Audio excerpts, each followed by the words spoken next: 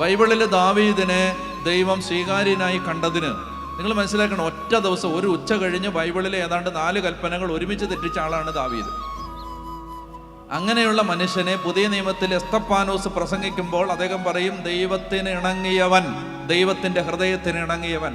ആ ദാവീദിൻ്റെ പുത്രനായിട്ടാണ് നസ്രായനായ യേശു ജനിക്കുന്നത്.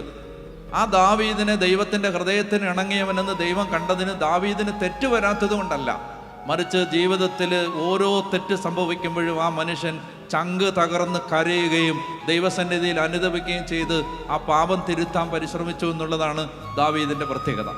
അതാണ് ബൈബിളിലെ ഓരോ ദൈവ മനുഷ്യൻ്റെ. യാക്കോബ് തെറ്റ് സംഭവിച്ചു, സഹോദരനെ വഞ്ചിച്ചൊളിച്ചോടിയ ആളാണ്, അമ്മായിപ്പനെ വഞ്ചിച്ച ആളാണ്, അമ്മായിപ്പനോട് ചതി പ്രവർത്തിച്ച ആളാണ്. പക്ഷെ ആ മനുഷ്യന് ഒരു ദൈവാനുഭവത്തിൻ്റെ പെനുവേലിൽ നിൽക്കുന്ന സമയത്ത് യാബോക്ക് നദിയുടെ തീരത്ത് വെച്ച് രാത്രി മുഴുവൻ തന്നോട് മല്ലടിക്കുന്ന ദൈവദൂതനുമായി പ്രാർത്ഥനയിൽ പോരാടി പിറ്റേ വെളുപ്പാങ്കാലത്ത് ഏസാവിൻ്റെ അടുത്തേക്ക് ചെല്ലുമ്പോൾ ഏസാവിനോട് മാപ്പ് ചോദിച്ച് രമ്യപ്പെട്ട് ജീവിതത്തിൽ കഴിഞ്ഞ 2 പതിറ്റാണ്ട് 20 കൊല്ലം ചെയ്തു കൂട്ടിയ മഹാപരാധങ്ങൾക്ക് മാപ്പ് ചോദിച്ച് ഒടുവിൽ ഈ മനുഷ്യൻ മരിക്കുമ്പോൾ ബൈബിൾ പറയുന്നത് തൻ്റെ വടിയൂന്നി നിന്ന് ദൈവത്തെ ആരാധിച്ചുകൊണ്ടാണ് അയാൾ തൻ്റെ പരലോകത്തിലേക്ക് മടങ്ങിപ്പോകുന്നത്. വടിയൂന്നി നിന്ന് ദൈവത്തെ ആരാധിച്ചു എന്ന് പറഞ്ഞാൽ മനുഷ്യന്, നിങ്ങൾ മനസ്സിലാക്കേണ്ടത്, ബൈബിളിൽ 2 തരത്തിലുള്ള കഥാപാത്രങ്ങളുണ്ട്.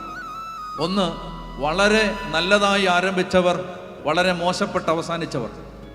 അവർ വളരെ നന്നായിട്ട് തുടങ്ങിയവരാണ്.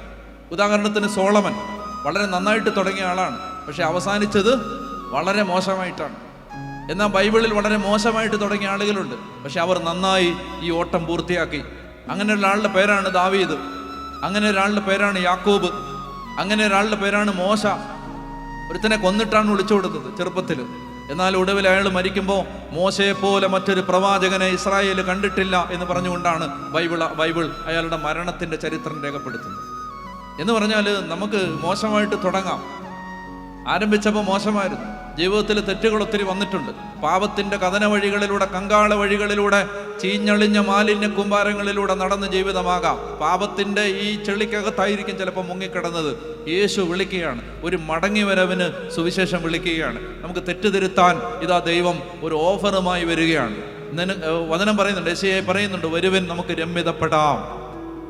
നിന്റെ പാപങ്ങൾ കടും ചുമപ്പാണെങ്കിലും അത് ഹിമം പോലെ വെളുപ്പിക്കാൻ, കമ്പിളി പോലെ വെണ്മയുള്ളതാക്കാമെന്ന് പറഞ്ഞ് നമ്മെ തേടി വരുന്ന ആ ദൈവം, അനുരഞ്ജനത്തിന്, മാനസാന്തരത്തിന് വിളിക്കുന്ന ദൈവം. പറഞ്ഞേ ഹല്ലേലൂയാ, പറഞ്ഞേ ഹല്ലേലൂയാ. അപ്പൊ അതുകൊണ്ട് പ്രിയ സഹോദരി സഹോദരന്മാരെ, അതുകൊണ്ട് പാപത്തിന് എന്താണ് പ്രശ്നം എന്നറിയാമോ? നമ്മൾ പാപം ഉപേക്ഷിക്കണമെന്ന് ബൈബിൾ പറയുന്നതിന്റെ കാരണം, പാപം നമ്മുടെ ജീവിതത്തെ ദുഃഖം നിറഞ്ഞതാക്കി മാറ്റും.